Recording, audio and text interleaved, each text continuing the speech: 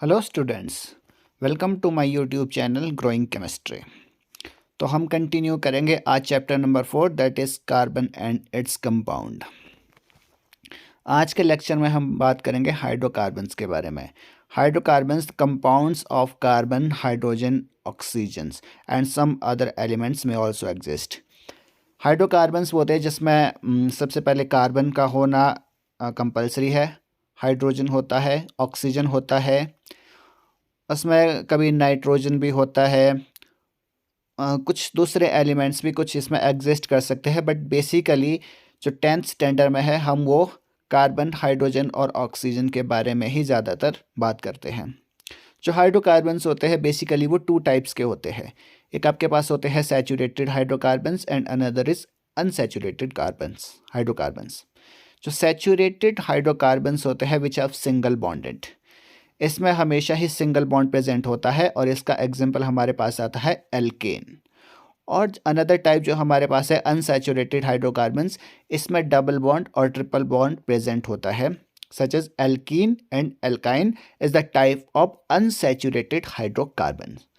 अब एग्जांपल देखिए एल्केन का, और यहाँ पर जो कार्बन कार्बन्स के बीच में है ये हमारे पास सिंगल बॉन्ड है।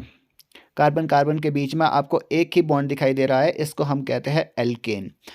और दूसरी तरफ हम देखते हैं जो एल्कीन है हमारे पास, कार्बन कार्बन के बीच में जो डबल बॉन्ड दिखाई दे रहा है, इसकी वजह इस डबल बॉन्ड की वजह से हम इसे कहते हैं एल्कीन। और जो दूसरा टाइप है हमारे पास वो है एल्काइन। और एल्काइन में क्या होता है कि एक ट्रिपल बॉन्ड प्रेजेंट होता है दो एडजेसेंट कार्बन के बीच में। अगर हम एल्केन की बात करें तो इसमें जो सुफिक्स यूज़ किया जाता है वो किया जाता है एन, ANE। और अगर इसके जनरल फार्मूला की बात करें तो जनरल फार्मूला हमारे पास होता है CnH2n+2। इसके एग्जांपल्स हम अगले लेक्चर में डिस्कस करेंगे। और सेम हमारे पास जो एल्कीन है, एल्कीन का जो सुफिक्स है इसमें सबसे पहले तो डबल बॉन्ड प्रेजेंट होता है और जो सुफिक्स है वो है ENE। इसमें ENE सुफिक्स यूज होता है और इसका जो हैविंग जनरल फार्मूला है CnH2n। और एल्काइन जो हमारे पास होता है इसमें हमारे पास एक ट्रिपल बॉन्ड प्रेजेंट होता है एडजेसेंट कार्बन के बीच में। और अगर इसके सुफिक्स की बात करें तो इसका सुफिक्स होता है YNE यानी कि वाइन। अगर हम फार्मूला की बात करें तो इसका फार्मूला है CnH2n-2। और इसको कैसे अप्लाई करेंगे हम जब एग्जाम्पल करेंगे तो उसमें हम इसके बारे में पढ़ेंगे।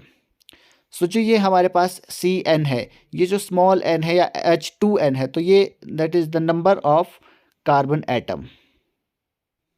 n is the number of carbon atom in a chain. और इसको हम बोलते हैं वर्ड रूट। सो हम बात कर रहे हैं वर्ड रूट की। वर्ड रूट में हमें कार्बन के नंबर को देखना होता है कि हमारे पास एक चेन में कितने नंबर ऑफ कार्बन प्रेजेंट है। इफ़ अगर हमारे पास कार्बन का नंबर 1 है तो उसका नाम होता है myth, carbon 2 eth, carbon 3 prop, carbon 4 but, carbon का नंबर अगर 5 है तो पेंट, कार्बन का नंबर 6 है तो हेक्स। सिमिलरली कार्बन का नंबर अगर 7 है तो हेप्ट, कार्बन 8 ऑक्ट, कार्बन का नंबर 9 है तो नॉन, और अगर कार्बन का नंबर 10 है तो हम उसे बोलेंगे deck.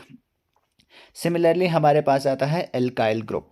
Alkyl group which is denoted by capital R and the removal of 1 hydrogen from alkene.